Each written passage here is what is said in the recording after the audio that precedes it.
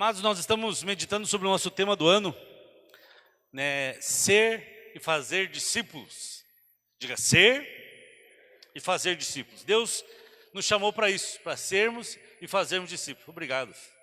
Sempre bom ser servido por um coxa branca. Mas eu gosto do coxa também. Ainda mais no ano que a gente ganha deles. Deus tem nos falado sobre sermos e fazermos discípulos. Para eu fazer discípulos, primeiro eu tenho que ser. E temos meditado nisso. E eu quero convidar você a abrir sua Bíblia em dois textos para meditarmos. Vamos meditar em vários textos, mas dois especialmente aqui. Mateus 28, 19 ao 20, que é um texto bem conhecido também. E depois em Marcos 8, 34. Mateus 28, 19 e 20. E Marcos 8, 34. Deixa eu abrir uma outra versão aqui. Diz assim a palavra de Deus em Mateus 28, 19 e 20. Portanto, ide, fazei discípulos de todas as nações, batizando-os em nome do Pai, e do Filho e do Espírito Santo, ensinando-os a guardar todas as coisas que vos tenho mandado. E eis que estou convosco todos os dias, até a consumação dos séculos. Amém. Amém. Marcos 8, 34. Marcos 8, 34 diz assim: e chamando a si a multidão com seus discípulos, disse-lhes: se alguém quiser vir após mim, negue-se a si mesmo, tome a sua cruz e siga-me. Jesus, aqui no primeiro texto, ele fala sobre o id, que a gente comentou semana passada, que na verdade não é um id, como diz no sul do Paraná, é o jeito certo de falar, né? Não sei se vocês sabem, né? É id, não é id, né? Id. Diga id. Id. Id e fazei discípulos. Só que não é id, é indo. Enquanto nós estamos indo, nós fazemos discípulos. Enquanto eu acordo, eu me levanto, estou indo fazer discípulos. Quando estou cuidando dos meus filhos, estou indo fazendo discípulos. Quando você vai para o seu trabalho, para a faculdade, para a escola, aonde você estiver, a mensagem que Jesus está passando é o seguinte: enquanto você vive, enquanto você está indo, enquanto você está vivendo, enquanto você está a caminho, você vai fazendo discípulos. Então, quem faz discípulos não é apenas pastor, o líder, o irmão que trabalha na igreja, é você no teu dia a dia, na sua casa. Discípulos não seus, discípulos de Jesus. Mas os seus filhos, no seu trabalho, seus companheiros de trabalho, seus funcionários, seus superiores, você está fazendo discípulos dia após dia.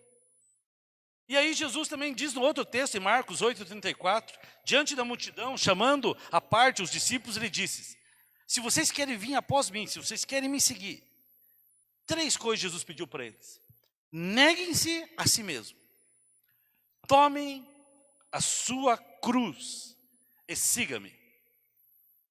Interessante, amados, que esse chamado para fazer discípulos, que nós temos aqui, Mateus 28, 19, ele traz uma revelação bem especial para nós. Que a comissão de Cristo, a grande comissão, não é para fazer convertidos, como às vezes a gente pensa. Mas a grande comissão é fazermos discípulos.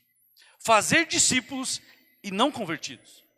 E aí, quanto mais a gente estuda o Novo Testamento, mais você se aprofunda no Novo Testamento, mais firme essa convicção vai se tornando que o discipulado é a única maneira que nós temos de formarmos cristãos espiritualmente saudáveis. É a única forma que temos de evitar uma má nutrição espiritual. É a forma que a gente tem de evitar fraqueza nos filhos espirituais por aqueles que nós somos responsáveis. Eu, como pastor, fui ordenado eu sou pastor desde 2000, né, na prática, cuidando de igreja. Então, 22 anos. Mas ordenado foi em 2003. Estava lembrando. Foi 2003, né, Karina? Acho que foi. Ano que a Rebeca nasceu, já era casado. Então, ano que vem eu faço 20 anos de ordenação. Mas em todo esse tempo, o que a gente tem percebido é que você não consegue fazer discípulos simplesmente pregando. Eu tenho um pensamento que fazer discípulos começa aqui. Jesus ensinava a multidão, certo? E aí você começava o ensino. E aí ele trazia os discípulos à parte, pegava aquilo que ele estudou a multidão, pregou a multidão e conversava mais profundamente com eles. Mas discipulado só de púlpito a gente não consegue fazer. Discipulado é uma forma de nós caminharmos com pessoas. Mas o que é discipulado, pastor? Queremos entender isso. Porque esse ano nós queremos envolver você, irmão, que você entenda que você é um discípulo e que você é chamado para fazer discípulos. Então o que é discipulado? Para você entender um pouquinho, na Idade do Ouro, lá da Grécia Antiga, havia um jovem chamado Platão, e ele podia ser visto várias vezes caminhando nas ruas de Atenas em busca do mestre dele, o maltrapilho, um senhor descalço, um brilhante homem chamado Sócrates. E Platão seguia ele. E aqui provavelmente era o início de um tipo de um discipulado. E se você olha a história, conhece a história, você vai ver que Sócrates não escreveu livros, não escreveu, mas seus alunos escutavam cada palavra dele com atenção, tudo aquilo que ele dizia, observavam tudo aquilo que Sócrates fazia, e preparando-se para ouviam ele e ensinavam outros com aquilo que ele ensinava. E a impressão que dá que o sistema que Sócrates usou funcionou. Se você for olhar a história, Platão mais tarde fundou uma academia, e a filosofia, ciência continuou sendo ensinado lá na Grécia por mais de 900 anos. E aí você compara com Jesus. Jesus usou um relacionamento semelhante com os homens que ele treinou, com 12 homens que ele usou para difundir o reino de Deus. Os seus discípulos, os discípulos de Jesus, andaram com ele, estiveram com ele dia e noite por 3 anos. Escutaram seus sermões, memorizaram os ensinamentos de Jesus, viram Jesus viver na prática o que ele ensinava. Então um dia Jesus, a Bíblia diz que ele é assunto aos céus, ele subiu aos céus, voltou para a glória. E após essa ascensão de Jesus, esses discípulos de Jesus que receberam as palavras de Jesus, confiaram essas palavras de Cristo para outros e encorajaram outros a adotar esse estilo de vida, a seguir esse estilo de vida e a obedecer, que é o que Jesus mandou, ensinando-os a guardar, lá o texto de Mateus, ensinando-os a guardar o que eu vos tenho mandado. Então o que é um discípulo? Discípulo, entre aspas, é um aluno que aprende as palavras, os atos, não é só as palavras, os atos, o estilo de vida do seu mestre, com a finalidade do quê? De ensinar a outros, a passar aquilo que ele recebeu a outros. Então o discipulado cristão é um relacionamento, entre aspas, esse mestre e aluno, mas um relacionamento de mestre e aluno baseado no modelo de Jesus e dos discípulos. O mestre é Jesus. E nós observamos. E a ideia é que aquele que é o discipulador, ele vai reproduzir também no aluno, tão bem isso, na vida do aluno. Essa plenitude da vida de Cristo, da mente de Cristo, que o aluno é capaz de treinar outros, para que esse ensine outros, que esse reproduza em outros aquilo que ele recebeu do Senhor. Só que esse discipulado, esse caminhar como discípulo de Jesus, existem 2 componentes que são muito importantes. Essa manhã eu quero falar de um deles. Os 2 componentes do discipulado. Hoje eu falo um, outra mensagem eu falo outro. O primeiro é a morte de si mesmo. Diga assim, a morte de si mesmo. Se você está lá na live, escreve lá, a morte de si mesmo. Um dos componentes essenciais para o discipulado é morrer para você mesmo. O segundo componente é a multiplicação, é a reprodução, é o multiplicar aquilo que eu tenho recebido. Então hoje nós vamos falar sobre morrer para si mesmo. Mas o chamado de Cristo para o discipulado, o chamado de Cristo para viver com Ele, é um chamado para a morte de si mesmo. Jesus me chamou para seguir a Ele. Ele chamou você para morrer para você mesmo. É uma entrega absoluta que Deus pede a você. Jesus disse certa vez, está lá em Lucas capítulo 9, se você está anotando, Lucas 9, 23 e 24. Jesus disse assim, se alguém quiser acompanhar-me, negue-se a si mesmo. Tome diariamente a sua cruz e siga-me. Pois quem salvar a sua vida, perderá. Mas quem perder a sua vida, por minha causa, esse a salvará. Amados, se nós olharmos por uma perspectiva humana do mundo, as pessoas aí fora deste mundo, essa franqueza de Cristo de chamar as pessoas a seguir a Ele, parece algo exagerado, parece algo... Não, Jesus está errado. Hoje em dia, pastor, está errado, não dá para fazer o que Jesus fez. Se alguém quiser vender essa ideia, se alguém quiser vender esse estilo de vida exagerado aqui, no sentido comprometido, exigente, você tem que fazer algo nas redes sociais, né? Contratar uma empresa de marketing digital hoje em dia, né? E aí vamos fazer o teu perfil, o teu avatar, vamos criar o seu branding, é isso, Rebeca? A sua marca, né? Vamos vender a sua marca, a sua pessoa. Você vai contratar alguém e vai descrever detalhadamente isso, vai criar um site, vai criar página no Instagram, no TikTok, no Facebook, nas redes sociais e tal. E aí vai começar, Jesus, você tem que criar conteúdo relevante para as pessoas te ouvir.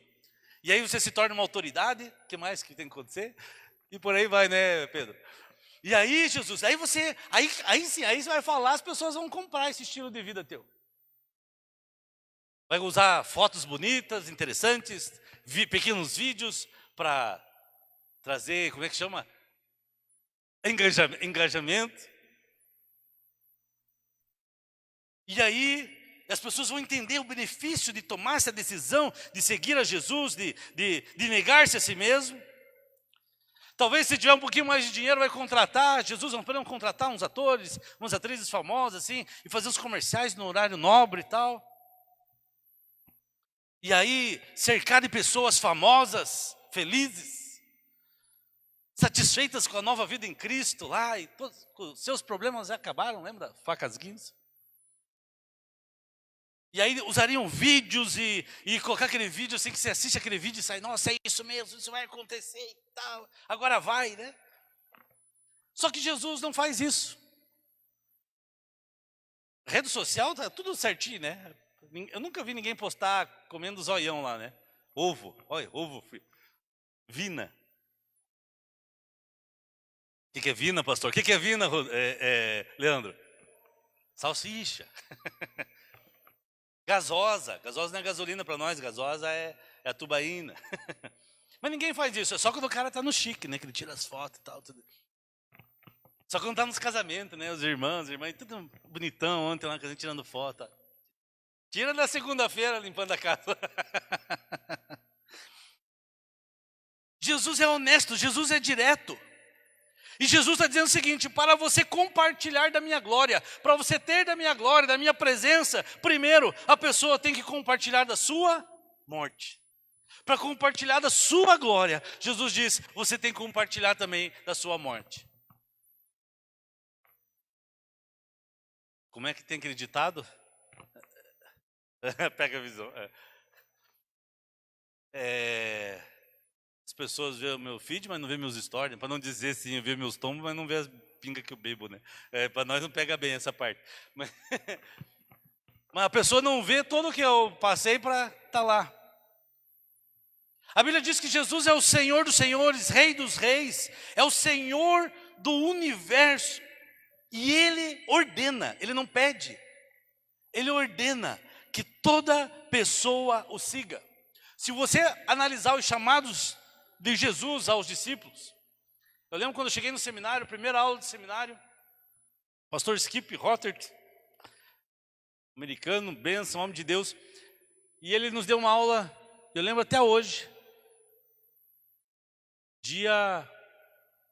acho que foi dia 15 de março de 2000, do ano 2000. Primeira aula do seminário, do Seif, que era uma recepção para os alunos. Por que você precisa de um chamado se você tem um mandamento? Eu nunca mais esqueci aquilo. Tem um chamado, mas tem um mandamento, ir por todo mundo, pregar o evangelho todo. E aquilo ficou no meu coração. Se você olha o chamado de Paulo, de André, em Mateus 4, 18 e 19, a Bíblia diz que Jesus estava andando junto ao mar da Galileia, e ele olha e vê dois irmãos pescando. Simão, chamado Pedro, e André, o seu irmão, que lançavam as redes ao mar, porque eles eram pescadores, e Jesus disse para eles, eu acho que Jesus deu um assovio. Deu aquele assovio? Aí, tem que aprender a fazer isso, tem que dar aula, curso de assovio na internet. Aí, Jesus deu um assovio e falou assim, vinde após mim, e eu vos farei pescadores de homens. Jesus não fez assim, tem uma proposta, tem um convite. Ele deu uma ordem. Em Mateus 4, 21, e adiantando-se dali, viu outros dois irmãos, Tiago, filho de Zebedeu, e João, seu irmão, num barco com seu pai, Zebedeu, consertando as redes. Jesus chama esses homens, dá uma ordem a eles, siga-me. É uma ordem, não é um convite. Em João 1,43, diz assim, no dia seguinte, quis Jesus ir para a Galileia, e achou a Felipe, e disse para Felipe, segue-me. Jesus nunca implorou para alguém o seguisse. Jesus não implora, por favor, vem e me segue, eu preciso de seguidores. Jesus não está clamando a você, vem me seguir. Jesus, ele era embaraçosamente direto, ele era claro, ele ia no ponto, ele ia na pessoa. Certa vez ele chegou diante de uma mulher no poço de Jacó, lá em Samaria, e aquela mulher havia cometido adultério, e ele confronta a mulher com o seu adultério. Outra vez ele estava diante de um homem, um fariseu, um religioso conhecido. E esse homem o procura à noite para ter com Jesus, estava interessado no evangelho, e Jesus confronta o orgulho intelectual daquele homem. Você pensa que é alguma coisa? Você precisa nascer de novo, se tornar como criança. Jesus confrontou os fariseus por causa da justiça própria que eles tinham. E a gente não pode olhar para a Bíblia, para a palavra de Deus, para Mateus 4, quando Jesus fala, arrependam-se, pois o reino de Deus está próximo. Nós não podemos olhar isso como uma súplica. Jesus está aqui ordenando a cada pessoa, Jesus está ordenando a mim e a você, que nós renunciássemos aos nossos interesses, que nós abandonássemos os nossos pecados e obedecesse completamente a Ele. Não é um pouco, não é uma parte, é obedecer completamente. Quando você olha outra passagem, Mateus 19, Jesus está diante de um jovem, que a Bíblia não diz o nome dele, mas diz que era um jovem rico. E esse jovem se recusou a vender tudo que tinha para seguir a Jesus. E aí esse jovem pergunta a Jesus o que deveria fazer. E Jesus diz para ele, olha, se queres ser perfeito, vai, vende tudo que tens, dá aos pobres e terá um tesouro no céu. E vem e segue-me. Então não posso ter nada para seguir Jesus. Não era essa a questão. É que Jesus sabia o que estava no coração dele. Jesus não foi correndo atrás daquele jovem, né? Ei. Daí ele vira, a Bíblia diz que ele vira e vai embora, né? Jesus não foi atrás, peraí, vamos pensar assim. Vai dar parcelado. Dá aos poucos. Para você não sentir o baque. Não, mas pense bem, fica comigo aqui. Jesus nunca baixou o padrão, nunca minimizou o padrão dele. Jesus declarava, quem me serve precisa seguir-me. E é interessante, irmãos, que Jesus esperava essa obediência direta, objetiva, clara, imediata. Jesus não aceitava desculpas. Lembra aquele texto que Jesus está lá em Lucas 9 e diz assim, ninguém que lança a mão do arado e olha para trás. Ele era tão bom lá atrás. Ele disse, ninguém assim é apto para o reino de Deus. O povo de Israel foi liberto do Egito. Deus usou Moisés, foram libertados do Egito. E aí, de repente, quem estava na leitura bíblica lá, acho que na ordem cronológica, essa semana pegou esse texto, se não me engano, semana passada, que eles tinham saudades. Você nos trouxe aqui para esse deserto, nos libertou do Egito para nós morrer nesse deserto. Lá nós era escravos, mas pelo menos tinha cebola para comer. Eu era escravo, mas tinha alguma coisa. Jesus esperava obediência imediata. Quando um outro texto, quando Jesus diz que um homem quis primeiro sepultar seus pais antes de seguir a Jesus. Jesus falou assim, olha, ó Senhor, deixa eu sepultar meus pais antes de seguir. Jesus diz assim, siga-me e deixa que os mortos sepultem os seus próprios mortos. Tem todo um contexto aí, não está dizendo que ele não tinha que fazer o velório, nada. Mas Jesus está dizendo, não, alguém que coloca outro em primeiro lugar não é digno. Amados, se você olhar a Bíblia Sagrada, você vai entender que não existe homem algum que recebeu elogio por ter obedecido à ordem de Cristo de segui-lo. Ninguém recebeu elogio por se tornar um discípulo, porque era o que ele esperava de todos. Uau, que discípulo! Vocês estão me entendendo? Que o chamado de Jesus é mais profundo. Jesus disse em Lucas 17:10, assim também vós, quando tiverem feito tudo o que lhes for ordenado, devem dizer, somos servos inúteis, apenas cumprimos o nosso dever. Eu vou repetir para você, para nós, né? Para você que está em casa. Jesus disse, assim também vocês, quando tiverem feito tudo o que lhes for ordenado, devem dizer, somos servos inúteis, apenas cumprimos o nosso dever. Jesus, eu fiz tudo certinho, agora Jesus vai me elogiar, vai dizer, que legal, você é um servo bom, que bonitinho, fez tudo o que eu falei. Jesus, beleza. Fez o básico, agora dá para começar a jornada. Assim, amados, você tem que pensar o seguinte, que quando é que você se torna um cristão? Quando você se torna, então, um discípulo de Jesus? Ah, pastor, foi aquele dia que eu fui à frente no apelo, o pastor fez o apelo e eu levantei a mão. Onde está a primeira pessoa? Onde está a segunda pessoa? E aí o cara saiu do seu lugar. Aí eu fui lá na frente, confessei Jesus ali. Ou quando eu me ajoelhei diante do altar a primeira vez, ali eu me tornei um discípulo de Jesus, me tornei um cristão. Foi aquele dia que eu chorei sinceramente por causa da minha vida, mas nem sempre é assim. A Bíblia diz que os primeiros seguidores de Jesus tornaram-se discípulos de Jesus quando eles obedeceram. Mateus no capítulo 4, versículo 22, Mateus descreve ali que quando aqueles discípulos, deixando imediatamente o barco, o seguiram. A obediência à ordem de Cristo, siga-me, vai resultar na morte de si mesmo. Quando Jesus disse, siga-me, quando Jesus disse para você, siga-me, estava no bojo, estava nas entrelinhas, estava nas letrinhas ali do contrato, você precisa morrer para si mesmo. Mas não existe cristianismo sem morrer para si mesmo. Cristianismo sem a morte para si mesmo é filosofia sem sentido, é filosofia abstrata. Porque o cristianismo implica de você morrer para si mesmo, para as suas vontades, para os seus desejos. Cristianismo sem morrer para si mesmo é um cristianismo sem Cristo.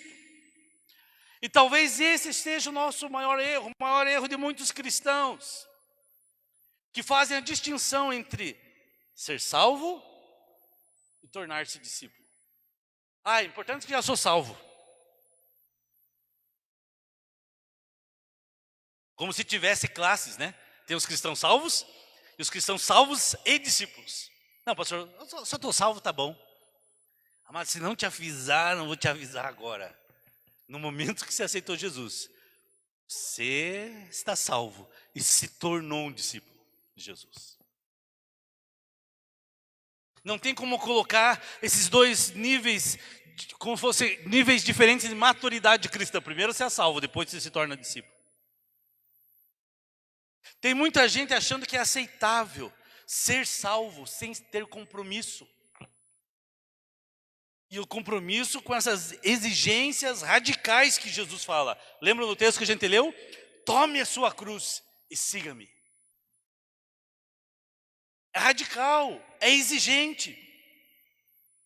E essa ideia que Jesus passa nesse texto, essa ideia na verdade, essa crença errada que a salvação é principalmente para o benefício do homem, né? Para te salvar, para arrumar sua vida, para consertar seus problemas, para te purificar. A salvação é em benefício do ser humano, porque você tem sofrido tanto, você passou por tanta coisa na sua vida, a fim de... Então a salvação é com o objetivo de te tornar feliz, de te evitar a condenação ao inferno, de evitar a condenação eterna.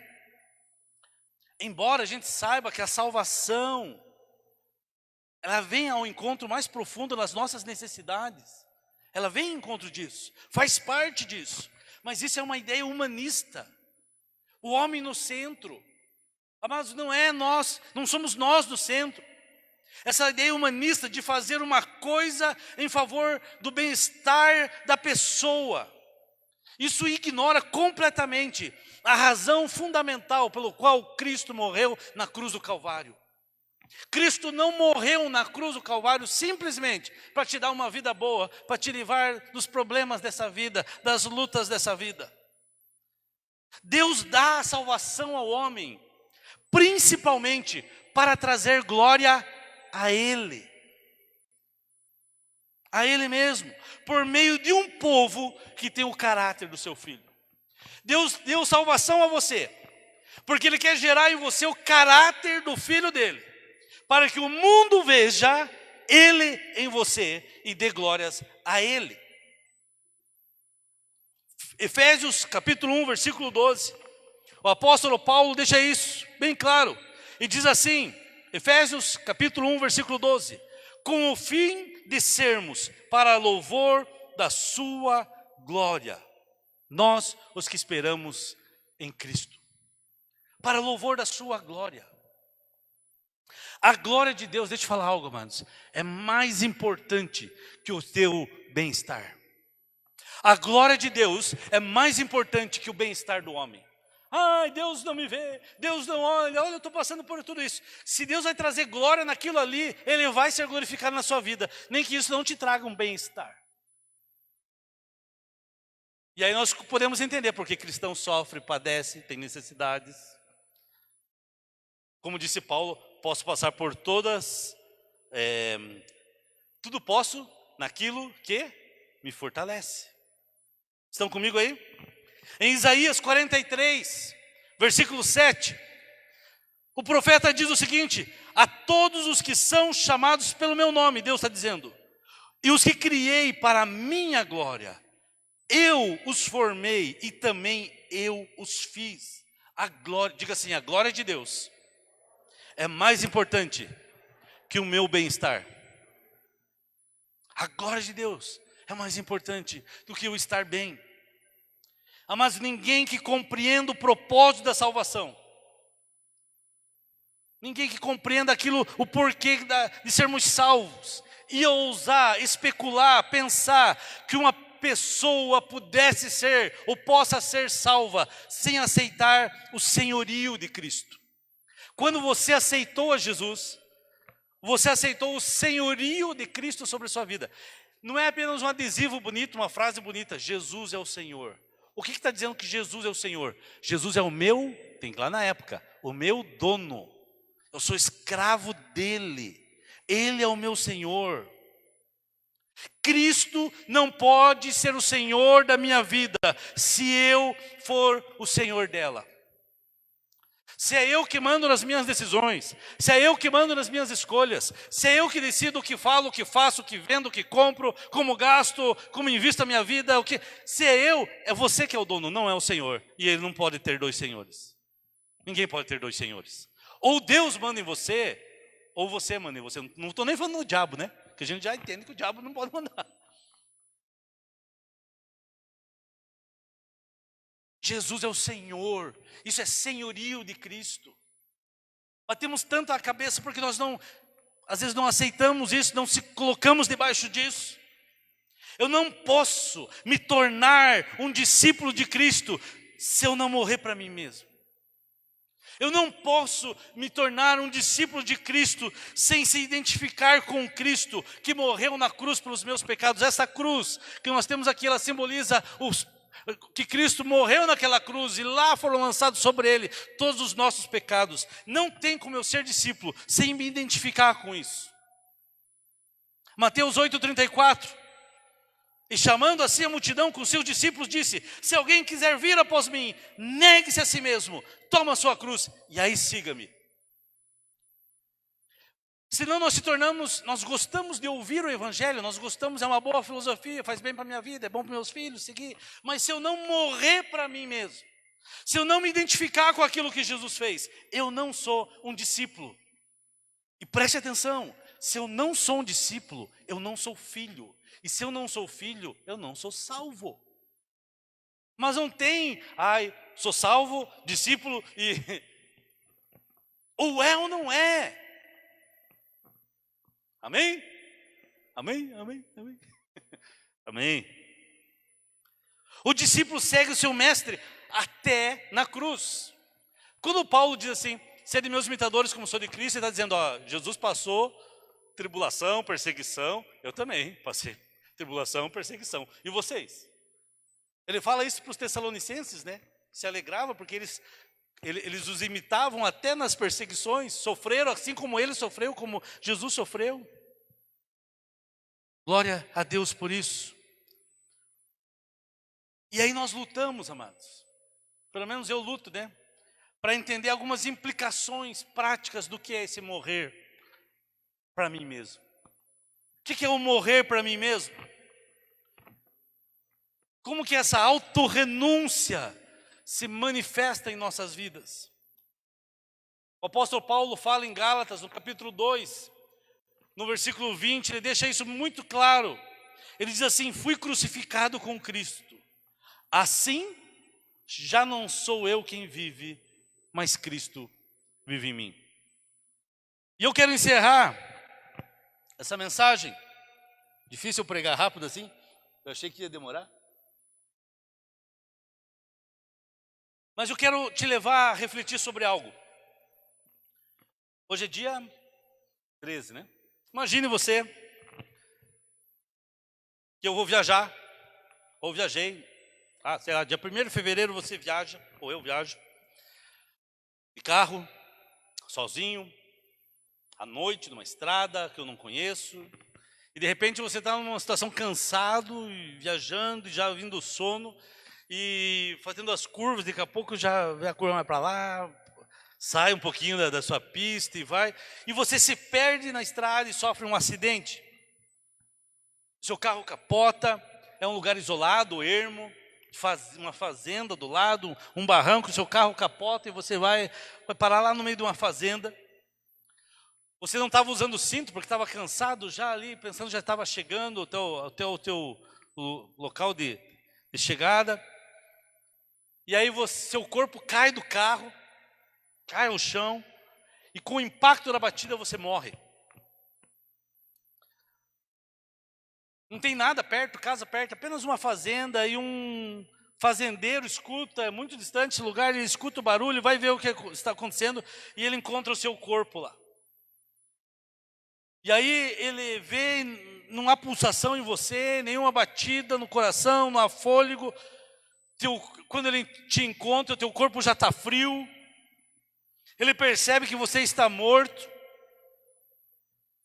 E eu vou chamar o SAMU, vou chamar a equipe, mas até chegarem é longe. Ele cobre seu corpo com uma lona, com alguma coisa lá, e cobre. E pensa assim, eu vou aguardar aqui até amanhã cedo, estaciona até chegar o IML, ou a polícia, ou alguém. Só que nesse tempo, Cristo vem e aparece a você.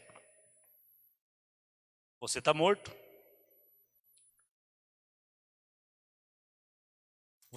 Teu corpo está lá.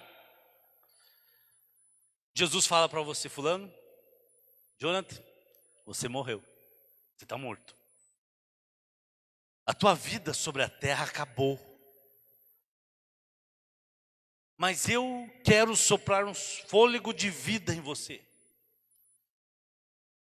Se você,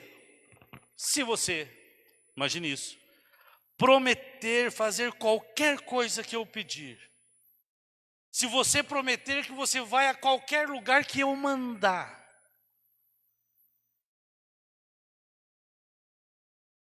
E aí você analisa aquela situação. Talvez a tua reação seja, mas eu tenho que fazer tudo o que você quer, tudo você mandar, é tudo. Mas isso é escravidão, é ou não é? É isso ou é pegar ou largar? Eu lembro que quando eu entrei no primeiro ano do segundo grau, tinha um professor de Química, no Instituto de Educação lá em Ponta Grossa. Não sei se é o Fábio que morou lá, o Fernando. Era o professor Osni, o nome dele. Ele era presbiteriano. Primeiro dia de aula desse professor de Química, ele dava o testemunho da vida dele. Depois ele se tornou pastor, até eu soube. E ele fala, daí terminava a aula, ele dava o testemunho e fazia convite para aceitar Jesus na sala dela, não estava nem aí. Naquela época eu acho que também não era proibido. Não faz tanto tempo assim também. Eu estou com 44, não lembro quando que é, o primeiro ano, 92, 3, 4, sei da por aí. 92. E aí ele conta uma história parecida com essa. Ele contou a história de um aluno dele que, vindo de Castro para Ponta Grossa, uma festa, se acidentou e o carro bateu num poste. E aquele menino estava morrendo lá no local do acidente. E aquele menino falou assim: Deus, se o Senhor existe, me dá uma chance de viver e eu vou te servir. E aquele menino, sim, por uma obra de Deus, por um milagre de Deus, ele não morreu. Não morreu, foi se recuperando. E foi decidir cumprir a promessa dele. Não era evangélico, tá? E começou a ir numa igreja. Eu acho que era na presbiteriana, imagino que seja. E quando ele chega na igreja, quem que está lá? Professor Osni. E esse menino fala: por que o Senhor nunca me falou de Jesus? Por que o Senhor nunca falou de... Que daí já tinha conhecido Jesus, entregou a vida a Jesus. E aquele professor foi tão impactado, ele falou assim: eu não posso mais deixar de falar para cada aluno meu quem é Jesus. E ele fazia isso primeiro dia de aula, gente. É o maior colégio de Ponta Grossa, o segundo maior, acho, talvez, né? Instituto. Professor de Química. Imagine você nessa situação. Você é o acidentado. Você não vai pensar assim: não, de maneira nenhuma, isso não é razoável, isso é escravidão. Aí eu creio que se você reconhecesse isso, Jesus falando isso para você, você reconhecendo que está numa posição, ou melhor, que não está numa posição de poder negociar. Mas eu sinceramente, rapidamente, nós iríamos concordar. E aí você concorda, e instantaneamente teus pulmões se enchem novamente, teus órgãos vitais começam a funcionar, e você, volta à vida, nasce de novo. Eu lembro de uma vez lá em Curitiba, um senhor chamado Jordão. Vou contar a história do seu Jordão. O seu Jordão tinha uma doença incurável. A família me ligou, falou: pastor, o senhor pode orar lá na UPA, ele está doente, está em estado terminal, os médicos falaram que ele não tem jeito, ele não passa o final de semana. Eu fui lá na UPA, pedi, disse que era pastor, ele estava esperando ser encaminhado para o HC em Curitiba, orei com ele. E eu clamei: Deus, faz um milagre na vida desse homem. Ele não consegui nem responder. Eu falei, convidei ele a aceitar Jesus. Falei: se o senhor está me entendendo, pisca, aperta a minha mão. E ele balançou a cabeça assim e aceitou Jesus. Eu falei com ele assim, sem poder responder: eu virei aqui todos os dias orar para o Senhor. Aí fui, isso era uma sexta, fui no sábado, fui no domingo, na segunda-feira. Não tinha ainda local para ele, mas ele já estava se alimentando e conseguia falar baixo. E aí eu falei: seu Jordão, seguinte, vamos fazer um pacto com Deus aqui. Que o Senhor Jesus curar o Senhor vai lá na igreja, vai testemunhar aquilo que Jesus fez na vida do Senhor. O Senhor vai contar para quem for que foi Deus que curou o Senhor. Ele: amém. E aquele senhor só tinha um final de semana de vida, foi pro HC. E lá, amados, dia após dia, eu nunca fiz isso na vida, mas para aquele senhor praticamente um mês, eu fui quase todos os dias no hospital, lá no HC. E aí tinha um retiro. Não, antes disso. Uma noite nós levantamos, os médicos falaram novamente, ele só tem um final de semana, ele não passa de domingo. A família ligou para nós oramos. Num culto de domingo à noite, um culto como esse, nós clamamos ao Senhor. Pela vida do seu Jordão, eram umas 8 horas da noite. Levantamos um clamor, a igreja inteira. Começamos a guerrear, lutar. Deus dá vida, não, expulsa espírito de morte, não sei o quê. Segunda-feira fui visitar o seu Jordão. E o seu Jordão estava melhorzinho. Falei, não é UTI. E ele falou assim, pastor, eu não estou louco. Não, tá bom, eu sei que o senhor não está louco. Não, aconteceu um negócio ontem aqui, mas o senhor tem que acreditar que eu não estou louco. Eu estou são. Mas o que aconteceu? Era umas 8 horas da noite. Eu estava aqui no quarto. Meu acompanhante, que era o sobrinho dele, estava lá, já tinha até pego no sono. E de repente, entra uma luz no quarto, por baixo das portas aqui. Essa luz começou a girar em cima de mim aqui. E fez um túnel. E eu vi o meu corpo. Ele fala assim, ele falava assim, eu não estou louco. Ele viu o corpo dele. E ele via ele assim na cama do hospital. E ele foi, de repente, alguém me disse, não lembro bem os detalhes, alguém me disse que queria me dar mais uma chance. E eu voltei, como se eu tivesse caído. E eu comecei a vomitar. E os médicos entraram, apitava tudo aqui. Eu vomitei. Amanheceu. O seu Jordão disse assim, mas eu estou bem, pastor. Eu não sinto dor, eu não sinto nada, eu estou fraco, mas eu estou bem. Amados, eu falei para ele, eu não sei o que aconteceu, mas o Senhor Jesus esteve visitando o senhor. Eu acho que o senhor deu uma pisadinha lá do outro lado e Jesus trouxe o senhor de volta. Eu fui para um retiro de pastores, eram 4 dias. Na outra semana apenas que eu voltei. Quando eu chego na segunda-feira, no quarto que eles tinham me dito que ele estava sentado na cama, com a bolsa do lado, esperando para receber alta. Mas ele tinha AIDS, estado terminal, seu Jordão. Nunca mais esqueci daquele homem. E aí eu falei, não está reconhecendo, pastor? Eu falei, não, sou o Jordão. Estou esperando a alta, estou esperando o táxi. Eu falei, nem aqui táxi, nada, eu que vou levar o senhor para casa. E eu lembro que aquele dia eu levei ele para a casa dele, lá no Santa Cândida, no Jardim Aliança. Esperei a mulher dele chegar e levamos ele para casa. Passou uns 2, 3 meses, mas eu estou no estacionamento da igreja, na frente da igreja, domingo, antes do culto. Eu vejo um casal descendo, eu cumprimentei, não reconheci quem que era. Ele falou assim, você não estava me reconhecendo? Eu falei, não, eu sou o Jordão. Eu vim aqui dar meu testemunho. E olha que coisa que Deus faz. Naquele dia eu tinha uma palavra para pregar para a igreja, preguei, atravessando o Jordão, o livro de Josué. Toda hora eu falava, seu Jordão, vamos atravessar o Jordão. Que ele deu testemunho e tudo isso. Mas por que eu estou contando essa história? Imagine você nessa posição. Volta à vida, nasce de novo.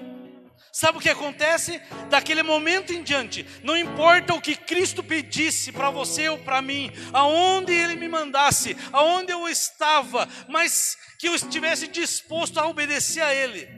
Nenhuma tarefa mais seria difícil, nenhum horário era cansativo, nenhuma atividade, uma programação, é cansativo, isso não dá para fazer, isso não dá, porque se eu já morri, morto não tem vontade, morto não tem desejo, morto não se cansa, não tem lugar perigoso para morto, vão matar você, vão tirar a sua vida.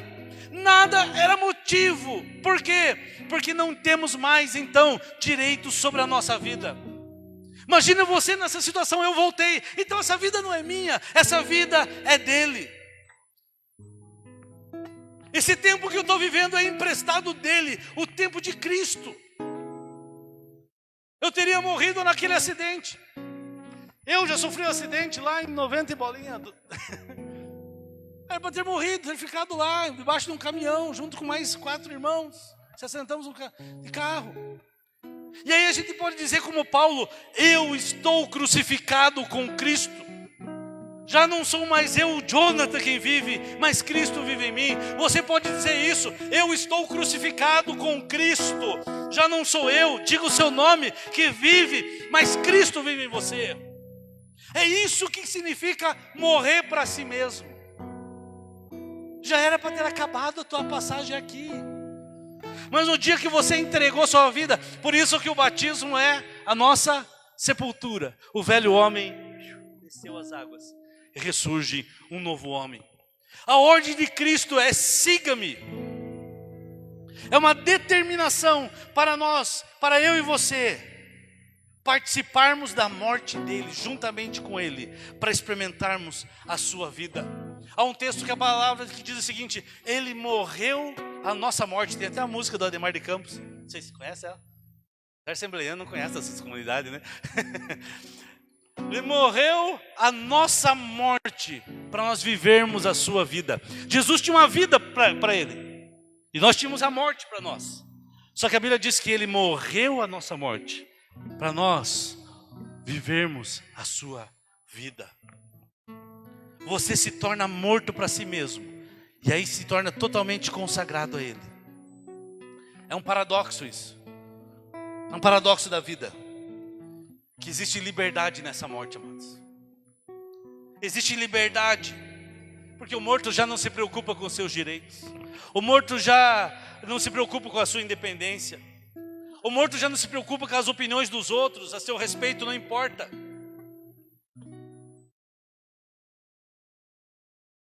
As coisas que o mundo tanto deseja, riqueza, segurança, status, para nós aí já perdem o valor.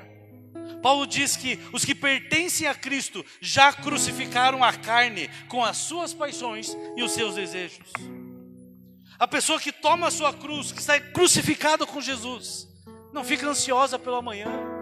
Pastor, o que vai acontecer amanhã? E amanhã em minha casa, meu casamento, meu carro, meu trabalho, e a economia, e a eleição. Calma, o seu futuro está nas mãos dele. O morto, amados, para si mesmo, ele é aquela pessoa que é liberta, a fim de fazer todas as coisas para a glória de Deus. Você é livre, para que tudo que você faça, como diz Paulo em Romanos 8:10, e se Cristo está em vocês, o corpo, na verdade, está morto por causa do pecado, mas o Espírito vive por causa da justiça. A tua submissão ao senhorio de Jesus Cristo, o fato de você ser submisso a Jesus Cristo, vai te capacitar a agradar a Jesus, a agradar a Deus, em cada decisão que você toma. Eu tenho que tomar algumas decisões, e eu quero fazer isso debaixo da vontade de Deus. Submeta-se a Cristo.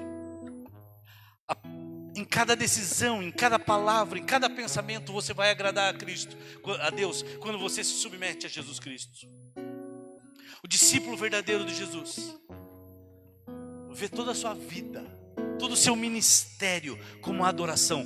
Tudo que você faz, amanhã, segunda-feira, você vai estar no seu trabalho, na sua escola, onde você estiver. Isso é adoração. Não é só esse culto. Isso aqui também é adoração.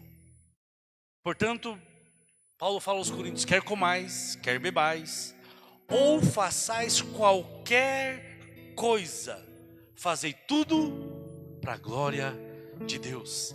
Indo e fazendo para a glória de Deus. Morrer para si mesmo liberta-o.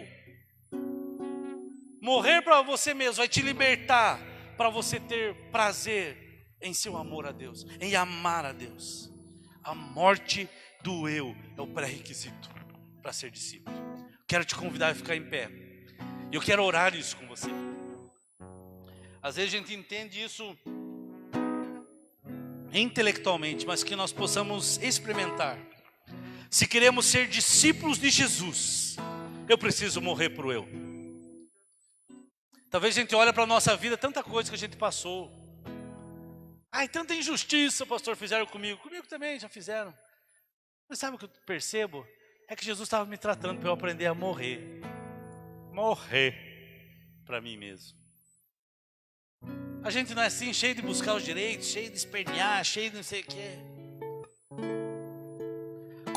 Qualquer pessoa que não tenha experimentado a si mesmo, a morte de si mesmo, não pode se qualificar para esse processo, para ser um dos elos do fazer discípulos que se reproduzem nos outros. Para eu me reproduzir nos outros, eu tenho que ser um discípulo.